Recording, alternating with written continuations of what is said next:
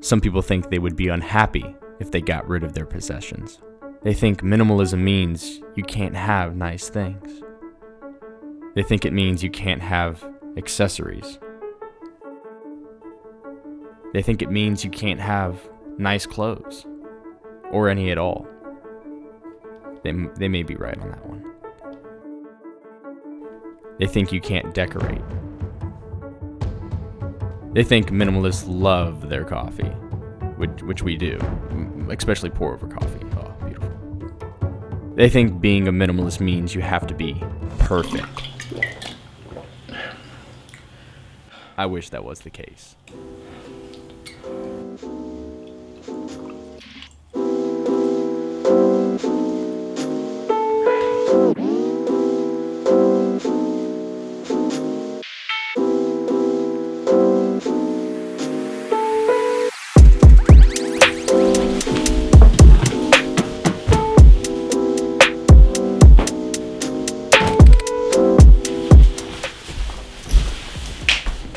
You know, you ever hear of people saying like, oh, you got coffee breath? My entire body smells like coffee right now. Beat that.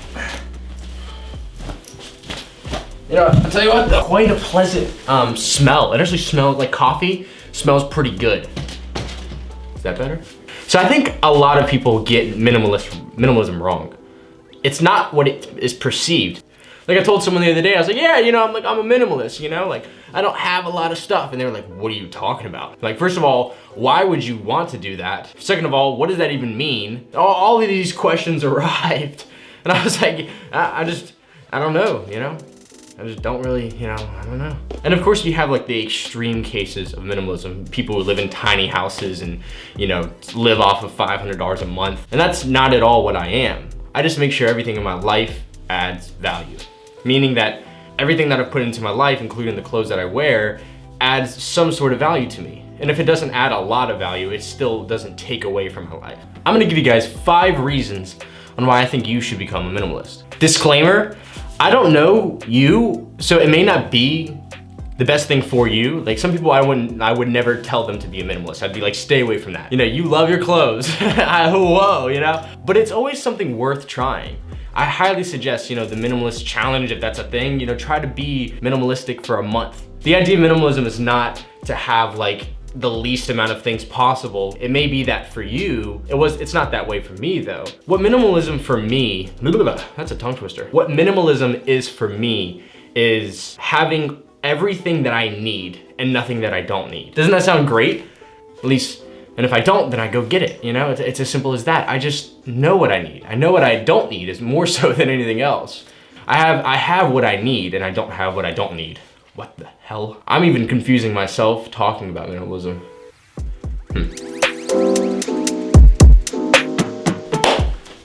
You actually might save a decent amount of money. Like, a lot of money.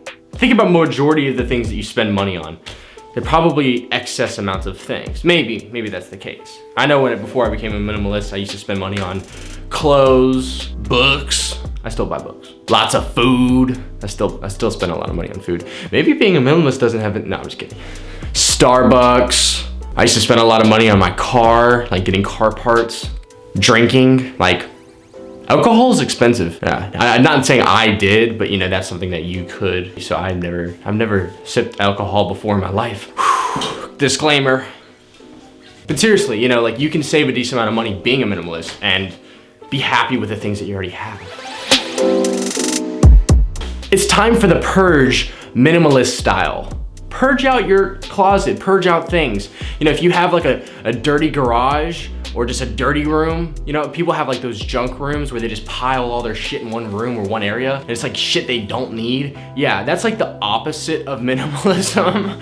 You should go ahead and get rid of that. But seriously, I would go and try to clean out that dirty garage or that dirty room and purge things that you don't need. One of the great advice that I've actually heard from a podcast that I watched. One of the guys on there, he stated, yeah, just take a picture of it. If you like it, take a picture of it. And then what you can do is put that into you know, a photo book as an example.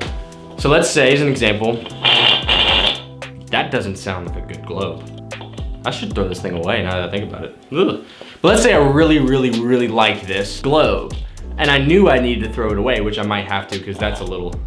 What I would go ahead and do is just snap a picture of it, put it in a photo book, and I'm good to go. Then someday when I'm like, oh, remember that globe Joe gave me in 2017? Oh, I got a picture of it. Let's pull out the photo book. It'll be a memory time. I get to look at the globe that George got me, or the drum that Tiffany's mom got me. Oh, I love this drum. My principle for throwing things away is if I haven't used it in a decent amount of time, I don't need it. I remember I got, whoa, I'm about to fall. I remember I got this bookshelf that my mom gave me, and I was putting some books on it. And I ended up never reading any of the books that were on there, and also never even using the bookshelf. Like, it just stood in my room. So you know what I did? I took that bookshelf and I threw it out the window. No, but seriously, I threw it outside. I said, I don't want this thing anymore. It's a piece of junk. Why? Because I didn't use it. It was sitting in my room, taking up space. The books on there I wasn't even reading. Please go away, Mr. Bookshelf. And my mom, she was devastated. She said, Cade, why you throw away my bookshelf? I said, listen, Mom, I gotta do what I gotta do. I'm sorry, I'm a minimalist. Oh, that was a bad idea. Oh my God.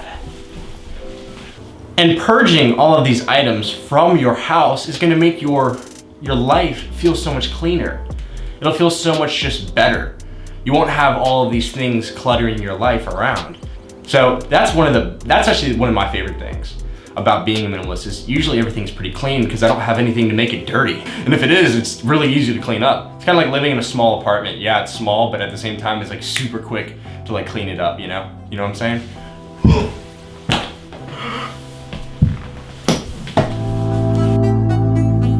Number 3 is simply this. You get to tell people, it's like an icebreaker, you know, like, yeah, I'm a minimalist. Like, I tell people that all the time and they're just like, what? It's either a good response or a bad response. Most of the time it's cool though. It's like, yeah, you know, like, I don't need to do that because I'm a minimalist. I'll sip on my pour over coffee, thank you very much. There also is like, I think there's kind of like a minimalist vibe. Like I know if I meet like another minimalist, I'm like, oh my God, you don't need shit either? Yeah, bro, let's go do nothing. Like, it's a great experience. Like, hey, yeah, like, you don't need anything, I don't need anything, we don't even need each other. Bye, because we're minimalist. See, we don't even need each other's friendship because we're that minimalist. Oh my God, it becomes like a competition. Who can be more minimalist? And also, you don't have to be some hippie, you know, like, all I want to do is live in a van. I'm a minimalist. You know, you don't have to be like that. You don't have to be that guy. But yeah, you get to tell people, hey, yeah, I'm a minimalist. It's something you get to brag about if that's what you're into.